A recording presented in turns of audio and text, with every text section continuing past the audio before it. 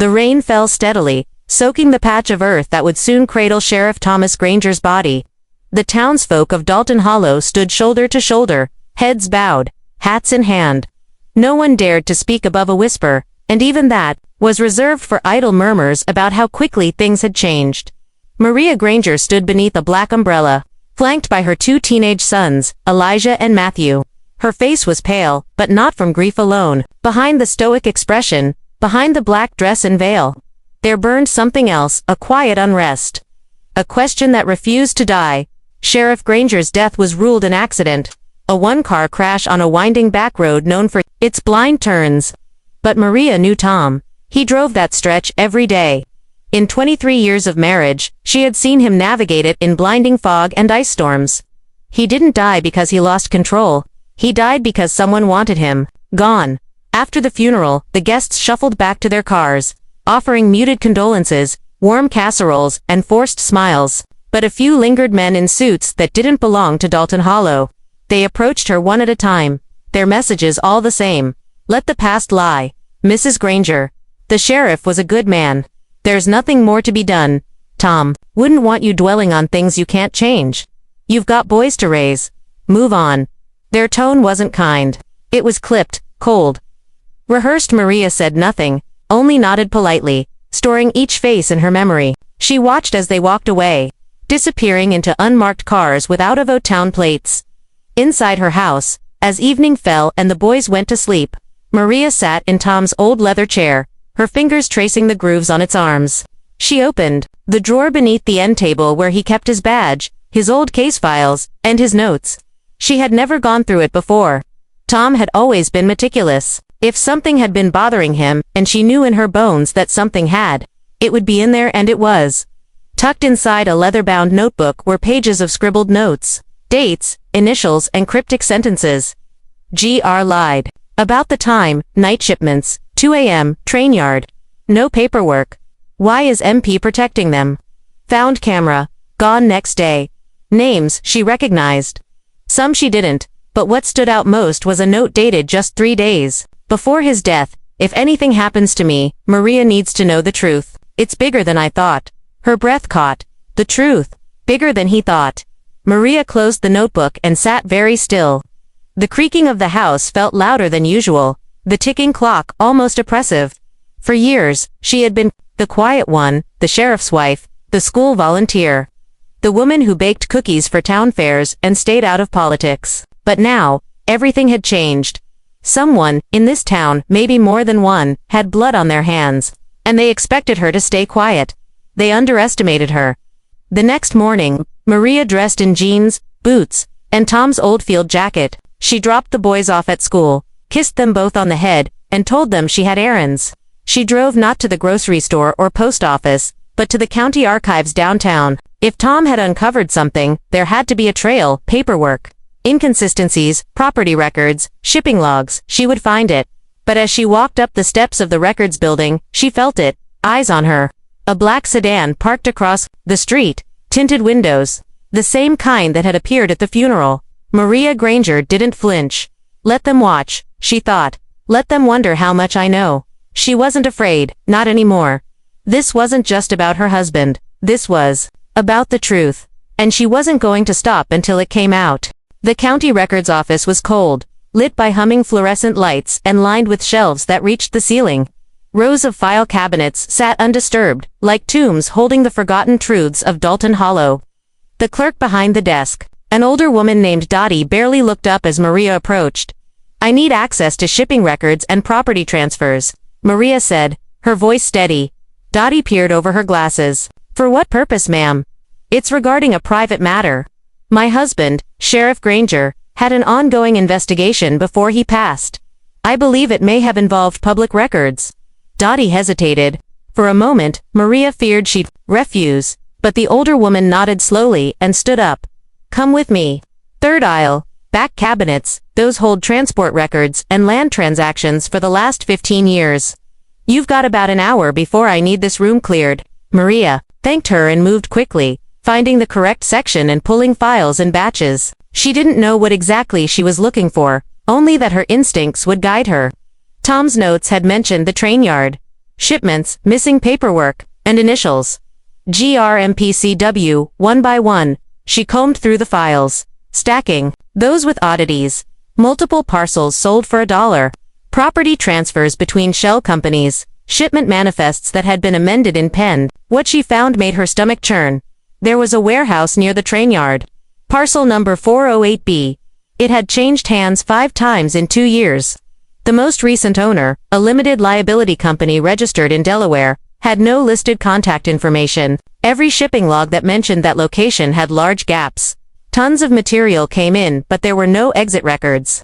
No invoices. No declared products. And then she saw a name. Marshall Pritchard, MP, the town's deputy mayor. He had signed off on a zoning variance that allowed the warehouse to operate at night without oversight.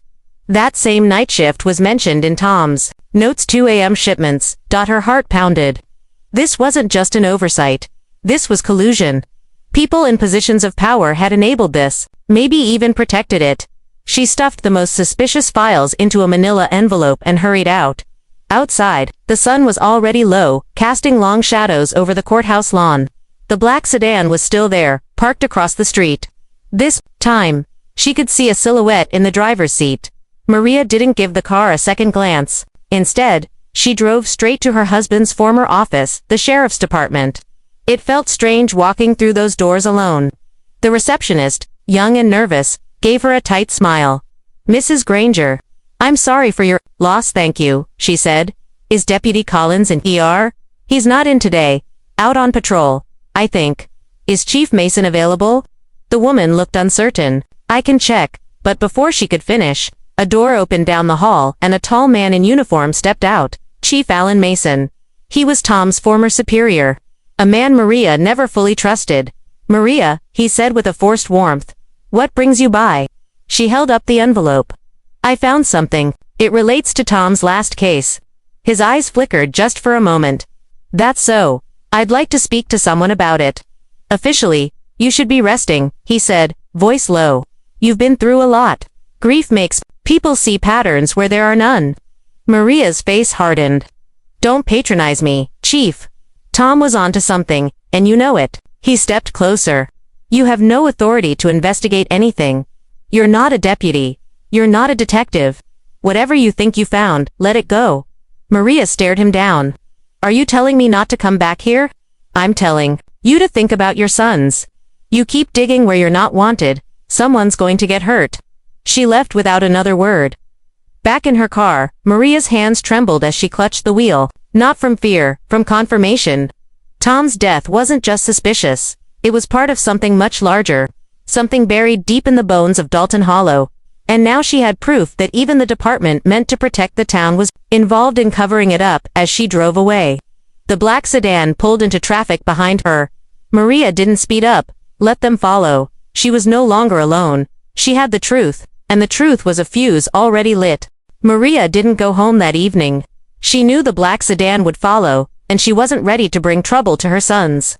Instead, she drove to the one place she thought might still be safe, to a quiet house on the edge of town, surrounded by tall pines and the heavy silence of regret. Diane Holloway answered the door with tired eyes. Once Tom's closest friend and most trusted deputy, Diane had retired a year before his death, suddenly, and without much explanation. Maria had always liked her, though they had never been close. She was sharp, methodical, and loyal. But something had changed in her before she left the force. And now Maria thought she knew why. "Maria," Diane said quietly, surprised. "It's late. Are you okay?" "No, but I think you know that." Maria held up the manila envelope. "I need someone I can trust. I'm hoping that's still you." Diane hesitated for only a second before stepping aside and letting her in. They sat in the kitchen, tea steaming between them. Maria laid out what she'd found: the property records, the shipping logs, the cryptic notes from Tom's journal. Diane listened without interruption, her face unreadable, but her fingers twitched with every name mentioned. When Maria finished, Diane leaned back and let out a slow, shaky breath. "I knew he was onto something," she said finally. "He stopped talking to me about it, toward the end. Said it was safer if I didn't know. I thought he was just tired. Paranoid, maybe. Now I see he was trying to protect me." "You left the department around the same time, didn't you?" Maria asked. Diane nodded. I found a storage unit full of unlogged evidence, guns, cash, even surveillance tapes. Tom and I were planning to bring it up the chain, but before we could, the unit was cleared out, no trace. Tom took that as confirmation, said we were being watched, that someone high up was scrubbing his work. Who? Maria asked, even though she already had a guess. Mason, Diane said flatly. And he's not the top. He's just a gatekeeper. Maria clenched her jaw. And you just walked away. I was scared, Diane admitted. They made it clear, told me I'd lose my pension, that I'd be dragged into court for mishandling evidence, that I'd be exposed, if I didn't stay quiet. Exposed for what? For nothing, they just needed leverage. Lies don't have to be true to destroy someone. I had family. I couldn't risk it. Maria studied her, seeing the weight Diane had carried all this time. Well, now you have a choice. You can help me finish what Tom started, or you can keep hiding. Diane didn't answer right away. She stood, went to a drawer, and pulled out a small black flash drive. I never gave them everything, she said. This has copies of the original warehouse surveillance from when Tom and I went there undercover. We caught them unloading trucks. No markings, no records. Armed guards in plain clothes. It was all there. Maria reached for it slowly. Do you know what they were moving? No, but Tom had a theory. He thought it wasn't just contraband, he thought it was connected to the uptick in overdoses, the missing teens, and something worse. He called it a pipeline, said Dalton Hollow was just one stop along a route. A route for what? Maria asked. Diane looked her dead in the eyes. Human trafficking. The words hung between them like smoke. Maria felt cold seep into her bones. She had suspected drugs, corruption, maybe even weapons, but this was darker than she'd imagined. Tom didn't just die for finding the truth, Diane said. He died because he got too close to the wrong people. People who will do anything to protect the pipeline. Then we bring them down, Maria whispered. We shine every light we have on them. Diane nodded slowly. I'll help, but we have to be smart. We need allies. We need someone outside the department. Maria's mind raced. What about the press? Someone who's not from here. Diane gave a bitter smile. You think they'll listen to a grieving widow and a disgraced deputy? They will win? They see this, Maria said, holding up the flash drive. She stayed the night at Diane's house. Outside, the woods creaked and moaned with the wind. But Maria slept for the first time in days, not peacefully, but with purpose. In the morning, she would start reaching out. The reckoning had begun. By the next morning, Maria had a plan. Diane had agreed to keep digging into the department's digital archives, using her old access credentials while they still worked. Maria would take the flash drive to someone who could broadcast the story, far beyond Dalton Hollow's reach. Someone with a platform and a reputation for asking the hard questions. There was only one name that came to mind, Ivy Lane, an investigative journalist from Nashville, known for exposing corruption in small towns where the law had failed its people. She'd earned a reputation after unearthing a human trafficking ring in Mississippi just a year ago. Her work had led to arrests, resignations, and state-level investigations. She was respected, and more importantly, she wasn't afraid of threats. Maria emailed her that morning with a short message. My husband was the sheriff of Dalton Hollow. He died under suspicious circumstances. I have documents, footage, and names, and I believe it's part of something bigger than this town. If you're willing to listen, I'm ready to talk. I don't know how much time I have before they silence me too. She didn't expect a reply right away, but within 2 hours, her phone buzzed. Unknown number. Mrs. Granger. The voice on the line was sharp but calm. This is Ivy Lane. I got your email. Can we meet today? Maria blinked. You're here already. No, but I can be. I'm not far. If this is as serious as you say, I'll drive in. Where can we meet that's safe? Maria thought for a moment. There's an old church on Willow Creek Road. It hasn't held service in years. Nobody goes there anymore. 2 hours, Ivy said. And Mrs. Granger. Don't bring your phone. Maria hung up, grabbed the flash drive, and left her phone behind as instructed. Before heading out, she hugged her sons tightly. Just in case. She told them she'd be back by evening and asked Diane to check in on them. The church stood on the edge of a forgotten stretch of land, surrounded by tall grass and the skeletons of leafless trees. The sign out front read Willow Creek Baptist -1893. Its paint had long since faded, and its windows were boarded. Maria parked beside it and waited. Exactly 2 hours later, a silver SUV pulled in. Ivy Lane stepped out, tall and wiry, dressed in jeans and a leather jacket. Her short hair was tucked behind her ears, and her eyes were sharp behind thin-rimmed glasses. "I assume you're Maria," she said as she approached. Maria nodded, clutching the flash drive tightly. Inside the church, they found a back room, with enough light to see and enough quiet to feel safe. Maria laid out the story from beginning to end, Tom's investigation, the cover-up, the files, the threats. Then she handed Ivy the flash drive. Ivy plugged it into her laptop and watched the footage. In silence, grainy surveillance of unmarked trucks pulling into the warehouse. Men with rifles escorting young women inside. No license plates, no identification. It was undeniable. "They're running something out of this town," Ivy said, jaw tight. "And from the looks of it, it's more than just a local operation." Maria nodded. Tom called it a pipeline. He thought Dalton Hollow was just one stop, but he didn't get to finish the map. Ivy looked up. "Do you think your life is in danger?" "I don't think I know." "Then we'll move fast," Ivy said. "I need names, paper trails. I'll publish the footage, but I need to back it up with facts. I'll have to dig into business records, local elections, law enforcement budgets, everything." "I've started that," Maria said. "And I have help." "Good, but we need more than help. We need witnesses." Maria's expression darkened. "That might be the hardest part. No one in this town trusts anyone anymore." "Someone always talks," Ivy said. "Especially when they think it'll save them." Before they parted, Ivy promised to return within the week with her research and a strategy. She didn't want to publish prematurely, not without protecting the sources and locking down the evidence. Maria understood. It had to be airtight. As Ivy drove away, Maria felt something stir in her chest.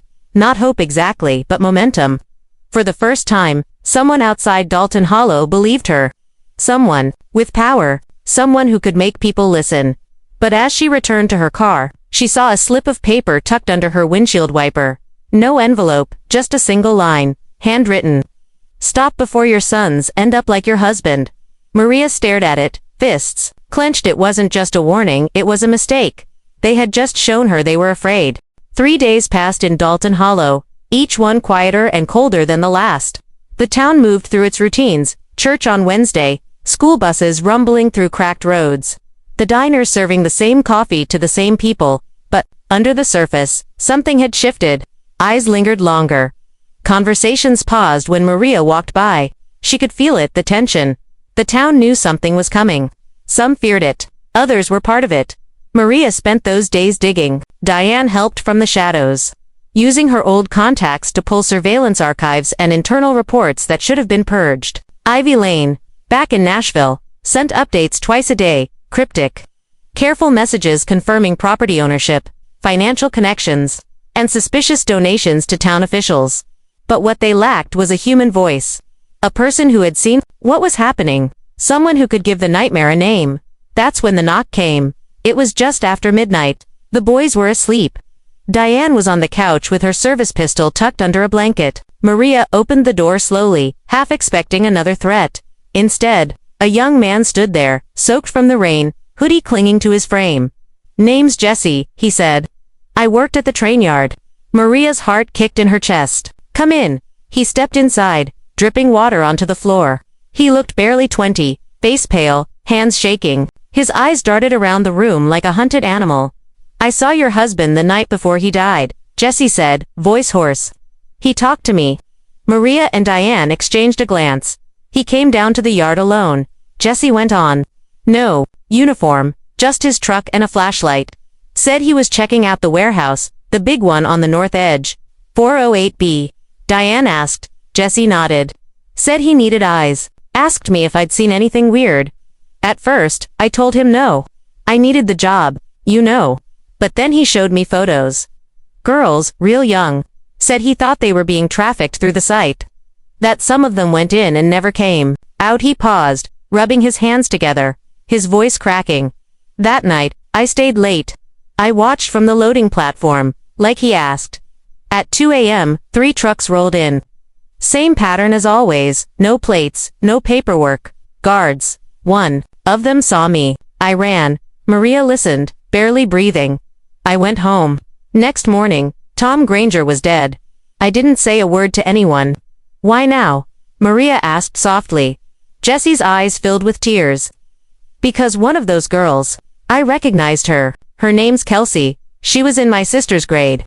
Went missing last spring. They said she ran away. But she didn't. I saw her. She was crying when they took her inside. Maria reached across the table and placed a hand on his IR. You're doing the right thing now. Jesse nodded, but fear clung to him like the rain on his skin. They know I saw something. Someone's been following me. I've been crashing, on couches, sleeping with a knife under my pillow. I can't do this anymore. Diane got up and walked to the window. If you're willing to give a statement, I can protect you temporarily. But if this goes public, they'll come after anyone who speaks. I don't care, Jesse whispered. I just want someone to hear it before I disappear too. Maria stood and went to the cabinet where she kept Tom's old recorder. She set it on the table and pressed record. Tell us everything, she said, and Jesse did. Every detail, names, dates, which guards worked, which nights, how the trucks avoided inspection, where he thought the girls were kept before transport. He cried halfway through, but he didn't stop. When it was done, Diane locked the recorder away and made calls to arrange a safe house out of town. Jesse would be moved by morning as he slept on the couch. Maria sat alone at the kitchen table, staring at the flash drive, the files, and now the testimony. It was enough not to end it, maybe, but enough to start something that couldn't be buried. Ivy would publish within days. The story would break. And the town would feel it in its bones. But Maria knew this kind of evil didn't go down quietly, and they were running out of time. Dalton Hollow was quiet that night. Not peaceful, quiet, like a coiled snake waiting to strike. The wind moved through the trees without sound. Porch lights flickered. A thin layer of fog crept along the streets like it, too, had something to hide. Maria barely slept. Jesse had been safely moved out of town just after sunrise. Ivy had received the audio file and was preparing her report. The last message she'd sent read, I'm locking it all in a cloud server. If anything happens to me or to you, it still gets published. They can't stop it anymore. That had comforted Maria briefly now. As the town slept, she sat in the living room with Diane, both of them wide awake, watching the windows. Storm rolled in around 2:13 a.m. It didn't come with thunder. Just heavy, suffocating darkness, and then the power died. Lights off. Phones silent. Every house in the hollow went black at once. Diane stood, gun in hand, and whispered, Get the boys. Maria didn't need to be told twice. She moved quietly upstairs and shook Elijah and Matthew awake. Their groggy confusion faded quickly when they saw her face. She didn't lie. Someone's coming. They dressed in seconds. Downstairs, Diane had lit 2 candles and had pulled the sofa in front of the windows. She handed Maria a second pistol, Tom's backup revolver, the one he'd insisted she learned to use years ago. The moment they braced themselves, headlights turned into the driveway. Not one car. 3 no markings. All black, the same make and model as the one that had followed her from the courthouse. Engines idling. No one got out. Then came the knock. Not on the door, on the window. Knuckles tapped once, twice, then silence. Maria didn't move. She held her sons close, heart pounding. A voice came through the wall, calm, collected. Mrs. Granger, you've made some very serious accusations. That's not something you walk back. Not now. Another knock. Louder. You've pushed too far. Your husband got a warning. You didn't take yours. Diane shouted through the door. You're trespassing on private property. Turn around and leave before you regret it. A pause. Then, we're not here to hurt anyone. Not if you cooperate. We just want the evidence. The footage. The audio. All of it. Give it up and this ends tonight. Maria stood slowly, moving toward the front door. And if I don't? The voice on the other side of the wood smiled without smiling. Then, you'll be burying more than your husband. A window shattered upstairs. Diane fired once into the air. The crack of the pistol sent birds scattering from the trees. Try that again, she shouted, and we won't miss next time. The cars reversed slowly. The engines roared as they backed down the drive, headlights turning into the dark road. By the time the power returned 20 minutes later, the house was surrounded by silence once more. But they had made their point. This wasn't about intimidation anymore, it was war. The next morning, Maria filed an official complaint at the county sheriff's office. knowing full well it would be buried. The man behind the desk barely made eye contact. He wrote down her name and handed her a flimsy carbon copy that wouldn't go anywhere. When she left the building, Ivy Lane was waiting by her car. "I drove in last night," she said. "Didn't want to risk sending the story off before I got one last interview with you." Maria was too tired to be surprised. "It's not safe here." Ivy nodded. "Then let's make it unsafe for them too." They sat in a nearby diner, corner booth, curtains drawn. Ivy opened her laptop and laid it all out: names, financial records, real estate documents, shipping manifests, Jesse's full audio testimony, and the surveillance footage. "It's more than enough," Ivy said. "I spoke to a contact at the Attorney General's office. When this story drops, they'll open an investigation. But we need to go further. This isn't just a Dalton Hollow problem. This pipeline stretches across counties, maybe states. Then, burn it all down," Maria said. "Names, titles, positions.